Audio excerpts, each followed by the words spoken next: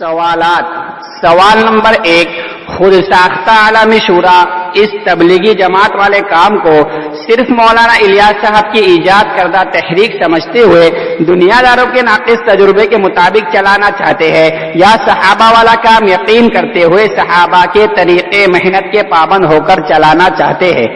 سوال نمبر 2، اور اگر خود ساختہ عالمی شورا کے نزدیک باری باری فیصل بننا درست ہے تو پھر صحابہ کی سیرت سے ثابت کرے، کیونکہ امت کی نگاہ میں نمونہ صرف صحابہ کا عمل ہے۔ سوال نمبر 3، حضرت جی مولانا انعام الحسن صاحب کا اپنے بعد 10 افراد طے کرنے کا مقصد اگر تبلیغی جماعت کے کام کو لے کر چلنا تھا، حضرت جی مولانا انعام الحسن صاحب کا اپنے بعد 10 افراد طے کرنے کا مقصد اگر تبلیغی جماعت کے کام کو لے کر چلنا تھا تو یہ 10 افراد حضرت جی کے انتقال کے بعد صرف فیصل طے کر کے واپس ایک ساتھ جمع ہو کر یعنی باری باری فیصل بن کر کام کو لے کر کیوں نہیں چلے؟ سوال نمبر 4، اور یہ 10 افراد میں سے 7 افراد کا انتقال ہونے پر بھی مولانا زبیر الحسن صاحب کی حیاتی تک یعنی تقریباً 14 سال تک شورا کی تکمیل کا پروپیگنڈا کیوں نہیں کیا گیا؟ سوال نمبر 5، اور مولانا زبیر الحسن صاحب کا انتقال ہوتے ہی شورا کی تکمیل کا پروپیگنڈا شروع کر دیا، آخر کیوں؟ کیا وجہ ہے؟ اور مولانا زبیر الحسن صاحب کا انتقال ہوتے ہی شورا کی تکمیل کا پروپیگنڈا شروع کر دیا، آخر کیوں؟ کیا وجہ ہے؟ سوال نمبر 6، کیا مولانا زبیر الحسن صاحب نے حضرت جی مولانا انعام الحسن صاحب کے طے کیے ہوئے 10 افراد میں سے صرف 3 افراد باقی رہنے پر بھی یعنی تقریباً 14 سال تک شورا کی تکمیل نہیں کر کے تبلیغی جماعت کے کام کے ساتھ کیا نعوذ باللہ خیانت کی تھی؟ دوبارہ سنیے،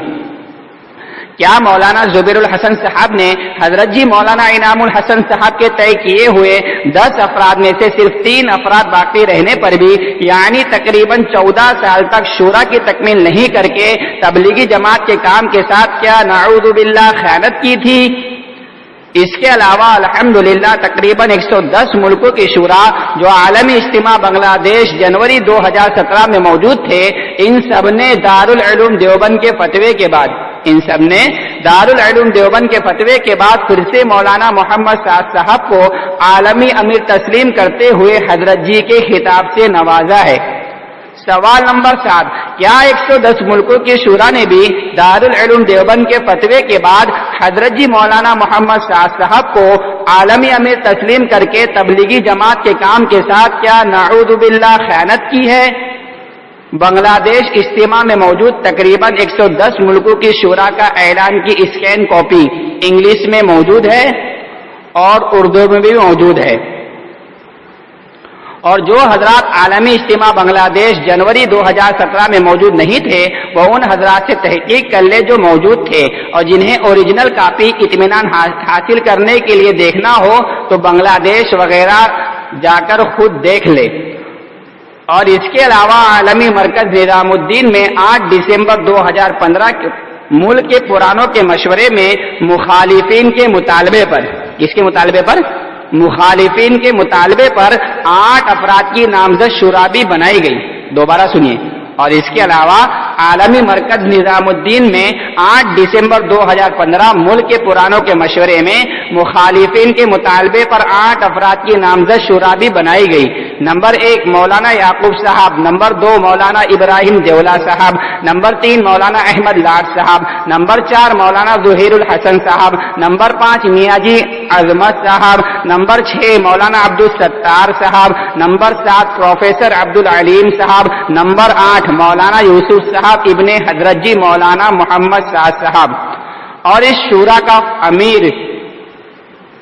پورے ملک کے پرانوں کے مشورے سے حضرت جی مولانا محمد سعد صاحب کو پھر سے طے کیا گیا تھا، اور اس شورا کا امیر پورے ملک کے پرانوں کے مشورے سے حضرت جی مولانا محمد سعد صاحب کو پھر سے طے کیا گیا تھا۔ بھائی فاروق بنگلور کے ہاتھوں سے لکھی ہوئی، بھائی فاروق کو پہچانتے ہو نا، بنگلور والے، بھائی فاروق بنگلور کے ہاتھوں سے لکھی ہوئی 8 دسمبر 2015 کو نظام الدین میں بنی شورا کی اسکین کاپی موجود ہے، اور جو حضرات اس مشورے میں موجود نہیں تھے ان سے تحقیق کر لے جو موجود تھے، اور جنہیں اوریجنل کاپی دیکھنا ہو خود نظام الدین جا کر دیکھ لے۔ سوال نمبر 8، نظام الدین مرکز میں اپنے مطالبے پر نامزد شورا بنوانے کے باوجود بھی عالمی شورا کا پروپیگنڈا کر کے امت کو دو طبقے میں بانٹ کر آپس میں کیوں لڑوانا چاہتے ہو؟ سوال نمبر 9، اور امت کی جانی مالی قربانی سے بنی اجتماعیت کو ختم کر کے آخرکار کیا حاصل کرنا چاہتے ہو؟